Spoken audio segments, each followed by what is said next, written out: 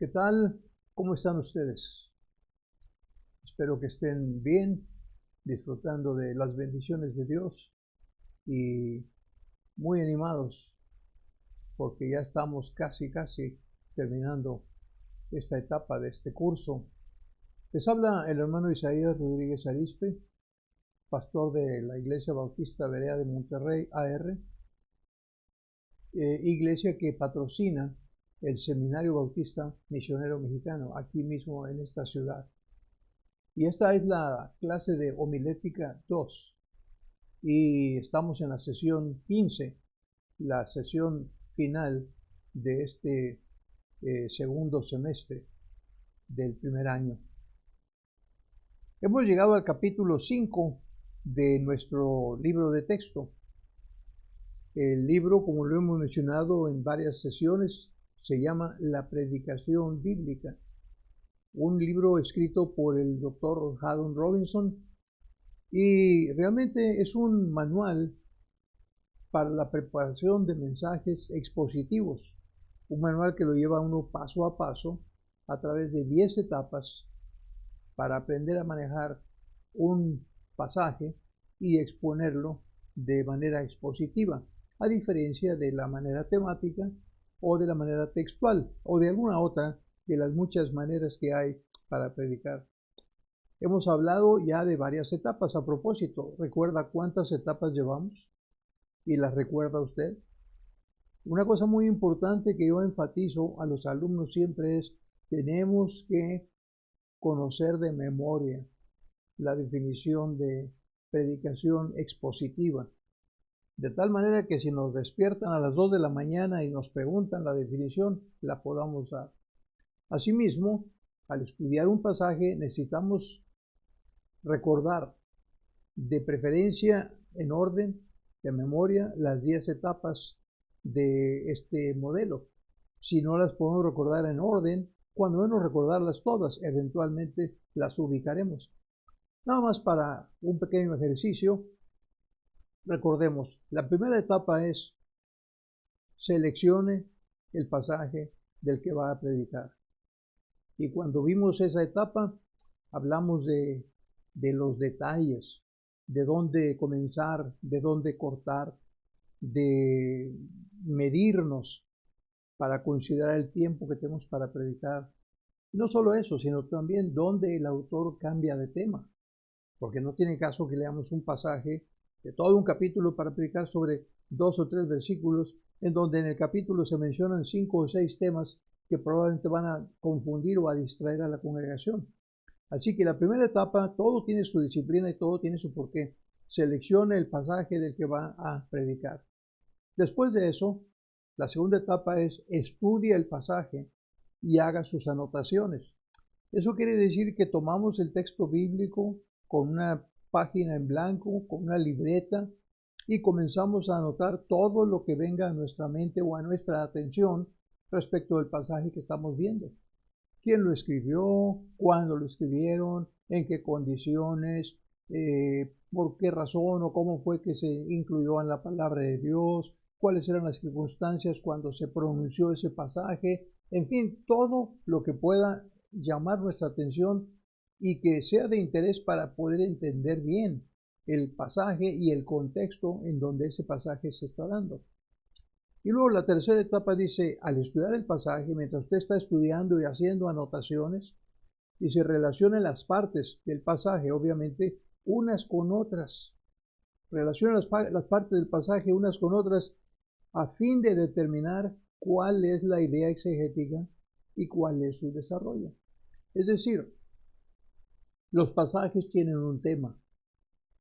Los pasajes tienen un objetivo, un propósito. Tienen algo que están presentando. Una recriminación o una exhortación, una dirección, una instrucción, una cuestión histórica, un recordatorio, qué sé yo, lo que sea. Pero lo que necesitamos es ver cómo se relacionan las partes unas con otras y ver más o menos cuál es la idea, qué es lo que está diciendo el autor. En aquel entonces hablamos de la idea como un concepto mental y dijimos que tiene dos elementos: el sujeto, que quiere decir de qué habla el pasaje, y el complemento, qué es lo que el pasaje dice acerca del sujeto. De manera que eso nos va dando a nosotros precisamente la idea respecto del contenido del pasaje. Una vez que nosotros ya tenemos esa idea más o menos definida, la cuarta etapa dice, someta la idea exegética. La idea exegética es lo que destila del pasaje. Cuando nosotros decimos el pasaje habla acerca del amor de Dios y dice que es eterno, que es sublime, que es esto, que es lo otro. Perfecto, ahí está la idea. Tiene un sujeto, el amor de Dios, y tiene complementos. Es esto, es esto, es esto, es esto. De manera que cuando usted tenga ya la idea exegética, lo que ha usted destilado del pasaje, entonces el autor dice, someta ahora, en esta cuarta etapa, someta la idea exegética a 3 preguntas para ver por dónde viene su desarrollo. Y esas 3 preguntas eran básicamente, la primera que decía, ¿qué significa eso? Y esa pregunta está buscando una explicación. ¿Qué significa? Porque no lo entiendo. Explíquemelo.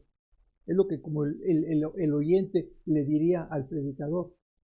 Si es que es un pasaje complicado, muy rebuscado, muy retorcido, como a veces existen, o con costumbres completamente fuera de lo que es nuestro conocimiento. De manera que si es un pasaje que hay que explicar, probablemente por ahí va a ser el desarrollo. La segunda pregunta plantea, ¿es cierto eso? Muy bien, ya lo explicaste, ya lo entendí, pero ¿es cierto? O sea, ¿es cierto que yo debo de dar mi diezmo a la iglesia? ¿Es cierto que yo debo predicar a otros? ¿Es cierto que yo debo llevar el mensaje de salvación a otros? ¿Es cierto? En fin, cualquiera que sea el tema que estemos predicando, la audiencia necesita también confiar en que es cierto, si es que no lo sabe. Y yo como predicador tengo que convencerlo de que es cierto. Segunda pregunta. La tercera pregunta plantea esta siguiente cosa. ¿Qué importancia tiene? Muy bien, ya me lo explicaste, es cierto. ¿Y luego? ¿Qué pasa si lo hago o no lo hago? En otras palabras, está pidiendo el oyente que se valide esa posición. Que me digas por qué tengo que hacerlo, por qué tengo que aceptarlo, por qué tengo que someter mi conducta a ese tipo de situaciones. Y en la clase anterior, en la sesión 14, vimos nosotros la quinta etapa, que dice así, a la luz del conocimiento y experiencia de la audiencia, aquí tomamos en cuenta 2 elementos muy importantes, el conocimiento y la experiencia de la audiencia. Medite en la idea exegética. Otra vez, dele una pensada, una vez más, al sujeto y al complemento, a lo que conforma la idea, a lo que dice el pasaje. Y ahora trate de expresarla, dice, exprésela en la frase más exacta y memorable posible. Y eso es un arte, eso es todo un arte. Las más de las veces, por las prisas o por lo que usted quiera, los predicadores salimos ahí con una frase intrascendente. Y pues pagamos el precio de nuestras prisas, porque la gente a veces no puede recordar el contenido, pues mucho menos va a recordar la frase. Y la idea nuestra es que algo se le quede al escucha. Por supuesto, qué fantástico sería si se le quedara toda la estructura, la introducción, el punto 1, el punto 2, el punto 3, la conclusión, la aplicación, todo. Pero tristemente lo que muchas veces los escuchas recuerdan son las ilustraciones. Y no queremos eso, por supuesto. Por eso tenemos que ser bastante disciplinados. Ahora, llevamos entonces esas 5 etapas, son 10. ¿Se acuerda cómo concluyó la clase anterior, el capítulo 4? Leíamos esta frase, el autor termina el capítulo 4 diciendo, cuando la idea surge, se refiere a la idea exegética, cuando la idea surge en la mente del predicador, clara como una noche de luna sin nubes, él ya tiene el mensaje que ha de predicar. En esta clase, desde el principio, desde que nos tocó la etapa de seleccione el pasaje del que va a predicar, decidimos en la clase escoger un pasaje nosotros y limitarlo, definirlo. Y por ahí salió la sugerencia de un pasaje en Efesios capítulo 4. Muy bien, lo fuimos analizando y llegamos a la conclusión de que podíamos comenzar en el versículo 17. Luego hubo ahí un poco de indefinición respecto de si lo terminábamos en el versículo 19 o en el versículo 21. Finalmente decidimos tomar hasta el 21 y ver a ver qué pasaba. Y en la búsqueda, en la aplicación en cada etapa, íbamos aplicando a ese pasaje nuestros hallazgos, lo que aprendíamos. La primera etapa, la de estudia el pasaje, después sus anotaciones, la de defina la idea exegética, etc. Cuando llegamos a definir esa idea, entonces nosotros encontramos por ahí en alguna parte una frase y dijimos, la tomamos, la adoptamos, ¿ven? La tomamos prestada. Y dijimos, fíjense qué bonita frase, los que son cristianos no pueden seguir viviendo como los que son del mundo. Esa es una frase muy memorable. Es una frase que debe quedarse grabada en la mente de las personas. Debe hacernos pensar, ¿soy yo del Señor o soy del mundo? Y todo eso en función de ¿qué? En función de la idea, ¿verdad? Porque encontramos que en ese pasaje Pablo exhorta a los efesios a que ya no vivan como los gentiles. Pero bueno, ya iremos a ese punto más adelante. Pero cuando terminamos nosotros la clase anterior, yo antes de introducir la pregunta número 3, le preguntaba yo a usted, ¿por qué va usted a predicar el sermón que va a predicar? Y lo que quería era que reflexionáramos y que aplicáramos cada una de las preguntas de desarrollo y decir, pues lo voy a predicar porque quiero que los hermanos entiendan. Muy bien, qué bueno que usted quiere que los hermanos entiendan. ¿Qué más? Bueno, pues quiero que sepan que es la palabra de Dios y que es válida y que es normativa para nuestras vidas. Muy bien, qué bueno. Ya iba. ¿Y por qué más? ¿Con eso basta? Y decíamos, no, lo predicamos para que lo vivan. Con la pregunta número 3, la de la validación.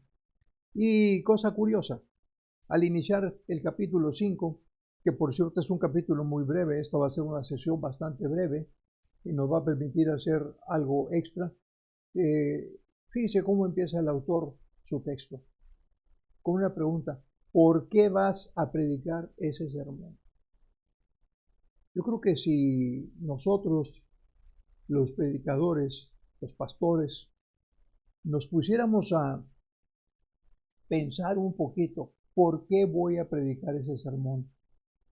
No perderíamos tanto tiempo, ni haríamos tantas, perdóneme la expresión, barrabasadas en el púlpito. Porque a veces llegamos al púlpito con algo nada más de relleno.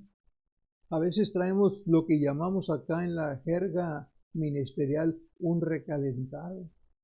A veces traemos algo que no tiene absolutamente nada que ver con la situación, con la audiencia, con lo que estamos viviendo. Acuérdense lo que decía el autor, que el predicador vive en 3 mundos, el mundo de la Biblia, el mundo de su época y el mundo de su iglesia. Y la iglesia es un ente que tiene vida propia y que su vida es diferente a la de la otra iglesia, por más que sean las mismas doctrinas, las mismas prácticas, el hecho de que tiene integrantes diferentes la hace diferente porque las experiencias son diferentes. Así que, ¿por qué vas a predicar ese sermón? Y el autor se pone un poquito sarcástico, porque dice, esta pregunta, esta novia, produce muchas respuestas inadecuadas. Note la palabra inadecuadas. Por ejemplo, alguien responde, cuando llegue la hora del mensaje el domingo por la mañana, se supone que yo tengo que decir algo. Por eso estoy predicando este sermón. Es como si era el interlocutor, que ¿por qué estoy predicando? Es domingo, son las 11 o las 12, tengo que predicar, por eso estoy predicando. Sí, pero ¿por qué ese sermón? Pues ya te dije, porque es la hora y es el día. Francamente, esa no es una buena respuesta. O la otra, alguien dice, la semana pasada prediqué sobre Génesis 21, de modo que hoy me toca predicar sobre Génesis 22. Ahora, yo no tengo nada en contra de la serie de mensajes. De hecho, hemos hablado, ¿verdad?, del Dr. Criswell, que en su vida predicó la Biblia desde Génesis hasta Apocalipsis. Y no dudo que hacía recesos, no dudo que cambiaba de tema de vez en cuando, por razones obvias, pero él seguía su pero predicar el capítulo 12 de Apocalipsis, porque la semana pasada prediqué el 11, y la próxima el 13, y la otra el 14, no tiene sentido. Así que no es una respuesta aceptable. A veces, dice el autor, la respuesta será totalmente vaga. Por ejemplo, estoy predicando este mensaje porque quiero presentar un reto a la gente. Muy bien, pero yo diría, ¿un reto de qué? ¿Un reto a qué? De reto. Yo te reto a ti, mi estimado escucha. Y el otro se queda esperando, ¿a qué me retas? Defíneme el reto. Y el predicador tiene que llevar un reto bien definido. De hecho, hay una parte que más adelante estudiaremos que se llama así: reto, proposición, desafío o idea homilética, como le quiera usted llamar. Y la frase con la que concluye el primer párrafo, el autor dice, tales propósitos, como de que es domingo y son las 11, o voy en esta serie, o quiero un reto así indefinido, tales propósitos a menudo implícitos más que explícitos. Es decir, a veces los predicadores no sabemos ni qué contestar ante esa pregunta. Producen sermones que se parecen, fíjese la figura, al merengue de un pastel de limón que se nos cae de la mano. El merengue se esparce por todas partes, pero no le pega duro a nadie. Qué rico el pastel de limón, ¿no? Pero imagínense que el merengue se cayó. Alguien le sopló, lo empujó y voló el merengue por todas partes. Embarró a 3 o 4 personas allá. ¿Les pegó duro? Pues por supuesto que no, porque es muy ligero. ¿Y les afectó en algo? Pues no, nomás los embarró. ¿Y qué va a pasar con eso? Pues al ratito se quita y se acabó. No dejó huella, no hizo efecto, no penetró. Así que, ¿qué tipo de mensajes estamos predicando? ¿Y por qué va usted a predicar ese sermón? Y luego continúa diciendo, no importa cuán brillante o cuán bíblico sea un sermón, y todos los sermones que predicamos deben ser bíblicos, por supuesto. No estamos en el púlpito para enseñar gramática necesariamente, o hebreo o griego. Tampoco estamos en el púlpito para que proclamemos a un partido político, o para que hagamos propaganda en favor de esto, o para que denostemos al político que no nos gusta. No, para nada. Tiene que ser un mensaje bíblico, pero no importa cuán brillante o cuán bíblico sea, si no es predicado con un propósito definido, no vale la pena predicarlo. Por eso es que es tanto trabajo, de veras, preparar un mensaje. No es nada más así cosa de que embárrame este pasaje, dale 2, 3 vueltecitas y ya.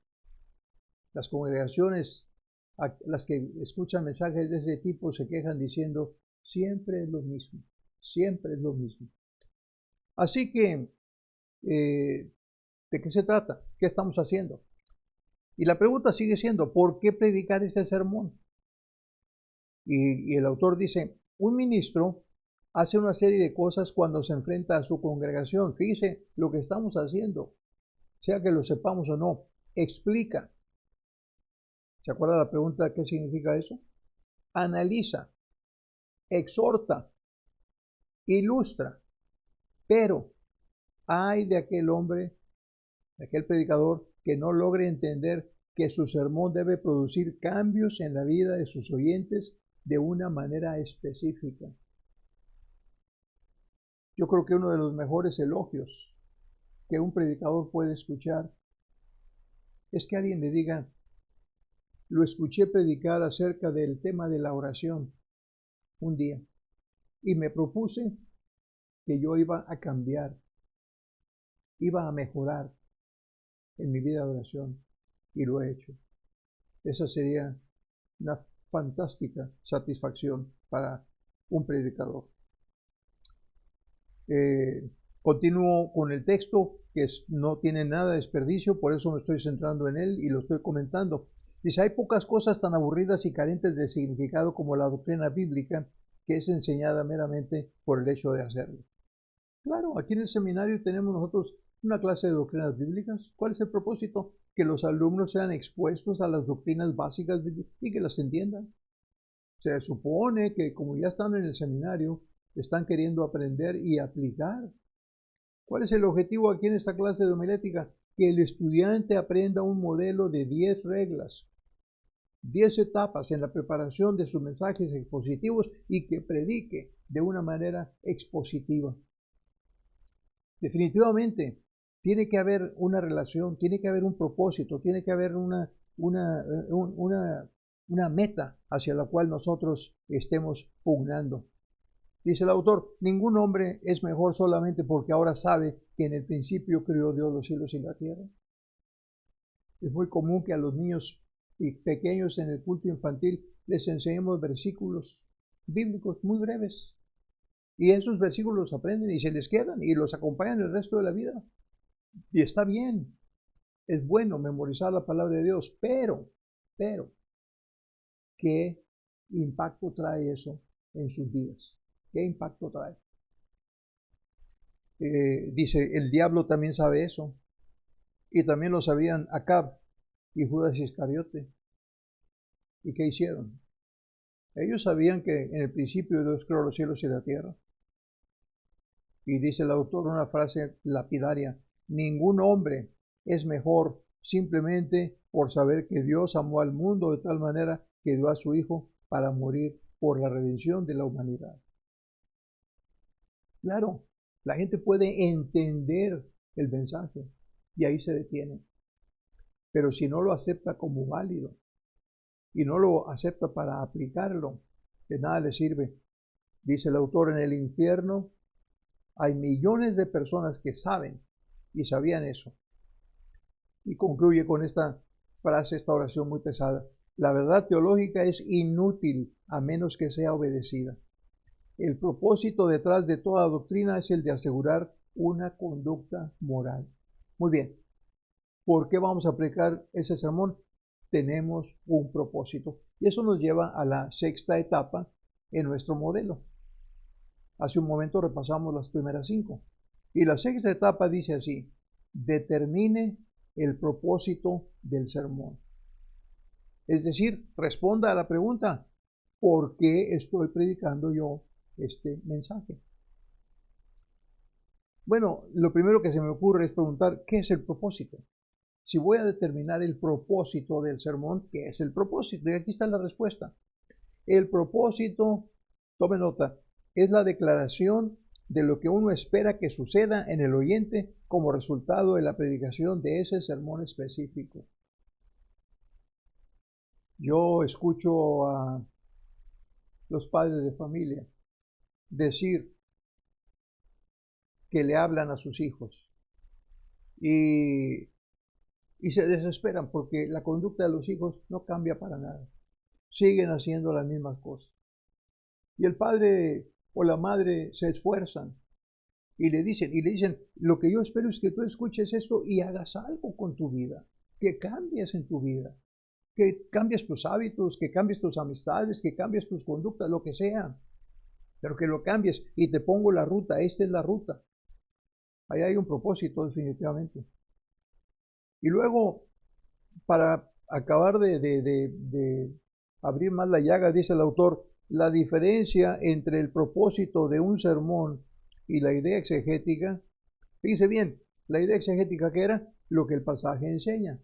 Y lo podemos entender porque me lo explicó fantásticamente bien. ¿Pero qué voy a hacer? Absolutamente nada. Me quedo aquí yo tranquilo, porque nunca me dijo cuál era el propósito de que yo entendiera esa idea exegética. Y dice el autor, la diferencia entre el propósito del sermón y la idea exegética es la misma que hay entre un tiro al blanco y las flechas. Allá está el tiro al blanco. Todos conocemos a esa figura, ese cuadro con un círculo en donde si le pegan el mero círculo es un blanco perfecto y luego se... Por eso. ¿Y luego qué? Ahí está el blanco. Sí, pero acá tengo las flechas. ¿Y qué va a pasar? Mientras no use las flechas, de nada sirve el blanco. Así es que tenemos que distinguir, ¿verdad? O entre hacer un viaje y estudiar un mapa. Qué interesante es planear los viajes, ¿verdad? Pero es mucho más interesante realizarlos. Yo recuerdo que cuando éramos jóvenes en casa, éramos 10 hijos, y una de las cosas más emocionantes que hicimos fue un día sentarnos por varias noches seguidas a planear un viaje. Imagínense, 10 hijos.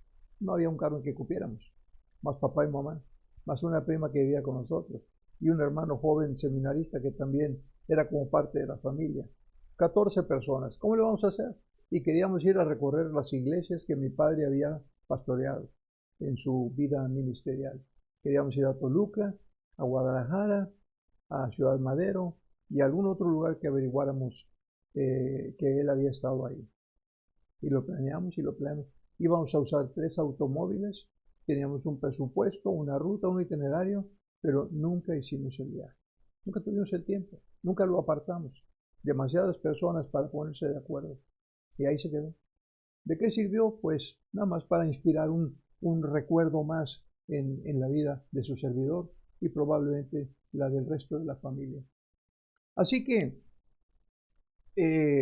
la idea exegética afirma lo que el pasaje dice. Estamos bien convencidos de ello. Pero el propósito define lo que esa verdad debe hacer. ¿Cómo se lo puedo explicar? Por ejemplo, supongamos que hubiera un pasaje en donde se dijera que, por ejemplo, en Efesios 5:18, no os embriaguéis con vino en lo cual hay disolución. Antes bien, sed llenos del Espíritu Santo, o del Espíritu. Ahora, entonces, ¿cuál es la idea? La idea es, no hagas esto, haz esto otro. ¿Cuál es el propósito? Que dejes de hacer aquello que está lastimándote. Porque mira cómo te pones cuando te embriagas. ¿Ha visto usted alguna persona bajo el influjo de la bebida alcohólica? ¿Ha visto cómo llega a su casa arrastrándose? Quizás ya todo sucio, todo mal forjado. Y a veces la mamá o la esposa tiene que venir a recogerlo y a limpiarlo y a cuidarlo. Dice, ya no hagas eso. Pero si la persona lo sigue haciendo, pues aparentemente no ha habido ahí ningún propósito. Se trata de que haya un cambio. Ahora, la pregunta que sigue, ¿cómo determina el expositor el propósito para su sermón? Porque es muy bonito decir, el propósito de este mensaje es este.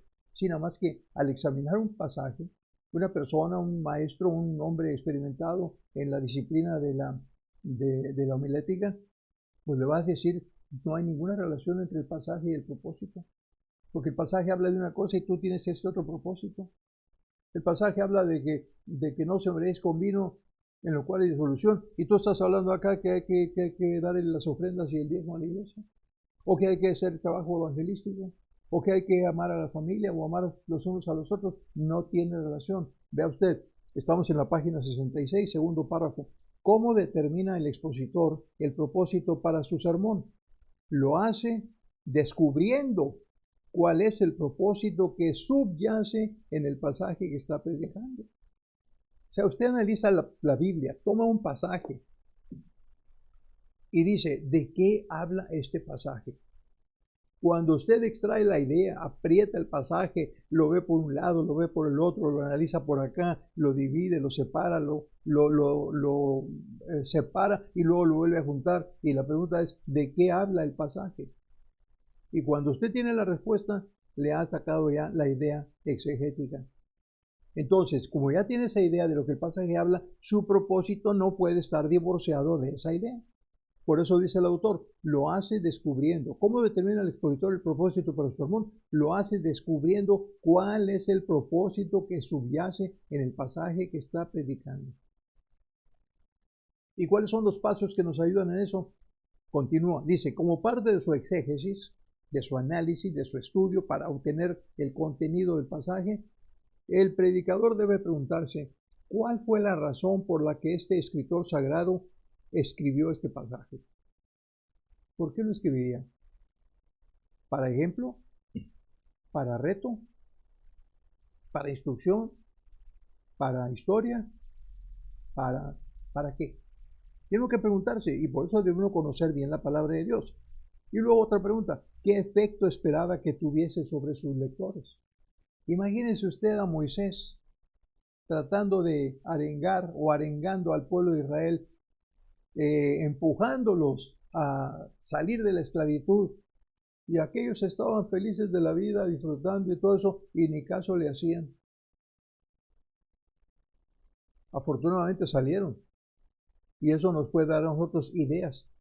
Pero lo que quiero decir es que no podemos nosotros separar, distanciar, divorciar el propósito del sermón del propósito del pasaje. Porque cuando fueron escritos estos pasajes, todos ellos, el escritor sagrado tenía en mente un propósito específico. Por ejemplo, ¿se acuerda de aquel pasaje de Pablo a Timoteo respecto de la palabra de Dios? Y le dice, ¿verdad? Primera Timoteo capítulo 3, versículo 15. Aquí lo leemos rápidamente. Habla acerca de la palabra de Dios y dice,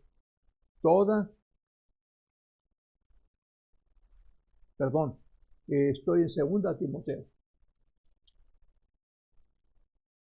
Y dice, y que desde la niñez has sabido las sagradas escrituras, las cuales te pueden hacer sabio para salvación por la fe que es en Cristo Jesús. Y luego dice, toda escritura, este es el pasaje que estaba buscando, es inspirada por Dios y útil para. La preposición para está hablando de propósito. ¿Para qué sirve la palabra de Dios? Para enseñar, para redarguir, para corregir, para instruir en justicia, a fin de que el hombre de Dios sea perfecto, enteramente preparado para toda buena obra. Ahí está el propósito. Entonces, cada vez que usted va a abrir la palabra de Dios para exponerla, cada vez que usted va a encontrar un pasaje para esto, alguno de esos 4 pasajes, de esos 4 propósitos, tiene que estar por ahí presente en algún momento. Todos los libros. Siempre es un comentario entre los estudiosos de la Biblia que Judas comenzó a escribir su carta, su epístola, con un propósito y terminó cambiándolo. Y dice el autor, Judas cambió el propósito para su carta una vez que se sentó a escribir. Y terminó, dice, exhortándoos a que contendáis ardientemente por la fe que ha sido dada una vez a los santos. Ahí está el propósito, que hay que luchar por la fe. Hay que contender por la fe, hay que defender la fe. Sí, el propósito está perfectamente definido. Y así por el estilo. Por lo tanto, concluye, un sermón expositivo encontrará su propósito en concordancia con los propósitos bíblicos. No puede ser diferente. El propósito que tuvo el escritor sagrado al escribir aquel pasaje, tiene que ir nuestro propósito muy cerquita, lo más cerca posible. Si se puede que sea el mismo, que sea el mismo. De otra manera, vamos a andar muy distantes y va a ser más complicado usar ese pasaje para predicar ese sermón. El expositor debe entender primeramente por qué un pasaje particular fue incluido en la Biblia. Y con ello, en su mente, debe decidir lo que Dios desea lograr a través de ese sermón en la mente de los oyentes el día de hoy. No puede ser muy diferente. Tiene que ir más o menos de la mano. Así que, con base en lo anterior, podemos concluir que el expositor debe ser capaz de poner en palabras, dice el reto, la exigencia. El expositor, o sea usted, yo, debe ser capaz de poner en palabras qué cualidad de la vida o qué buenas obras deben resultar del hecho de que él predique y que sus oyentes escuchen este sermón. Así que entonces uno tiene que definir cuál es el propósito del sermón. Y lo hacemos como ya hemos estado comentando, viendo el propósito del pasaje, etcétera, etcétera, etcétera. Es como más o menos que hoy en día le piden en las escuelas, por ejemplo, a los maestros, defina el objetivo de esta sesión. Va a tener usted una sesión de 50 minutos con un grupo de alumnos. Defina qué espera lograr, cuál es el objetivo que usted busca alcanzar. Y es definitivamente la misma cosa con el sermón.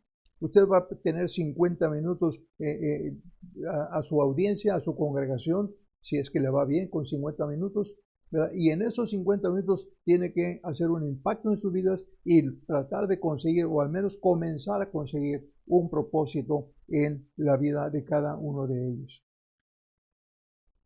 El autor concluye diciendo, si no estamos seguros de a dónde queremos llegar, seguramente llegaremos a cualquier parte.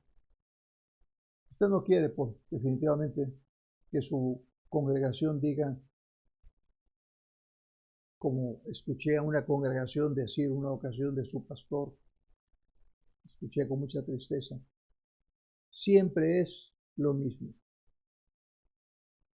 Siempre está en contra del pecado, siempre está en contra de las cosas malas, se echa 2 o 3 aleluyas, gloria a Dios, y después de 2 o 3 frases pronunciadas en alta voz, terminamos ya.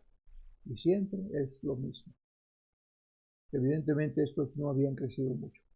En la segunda parte del capítulo, el autor nos presenta en la página 67 y 69, nos presenta un material muy bueno, muy bueno.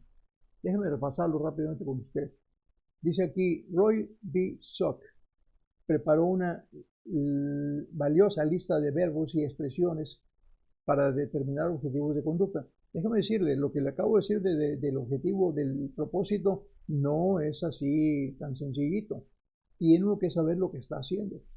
Así que comienza uno con una lista de verbos y expresiones para determinar objetivos de conducta y para lidiar con conocimientos y comprensión, así como con actitudes y movimientos. O sea, ¿qué estamos logrando? ¿Qué estamos haciendo cuando predicamos? ¿Qué queremos? O bien, ya dijimos, que entienda. Muy bien, ¿qué más? Que pueda distinguir. Que si estoy hablando de una doctrina, que sepa la que es bíblica y la que no es. Muy bien, ¿qué más? Que tenga una buena actitud hacia esa doctrina, que diga es bíblica, yo la acepto, yo la practico. Y luego, ¿qué más? Pues que desarrolle la práctica. Y mire, no que usted lo pueda ver ahorita muy bien, pero le voy a presentar este cuadro.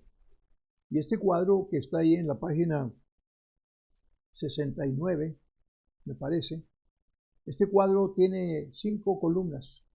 Y dice aquí, a la izquierda dice, si el propósito es, aquí hay 4 posibles propósitos que nosotros podemos buscar. Si el propósito es conocimiento, o si es discernimiento, ¿sabe usted la diferencia entre conocer y discernir? O si el propósito va dirigido a las actitudes o a las habilidades. Qué interesante y qué buena ayuda. Si el propósito es que conozcan, aquí están las conductas que uno debe esperar.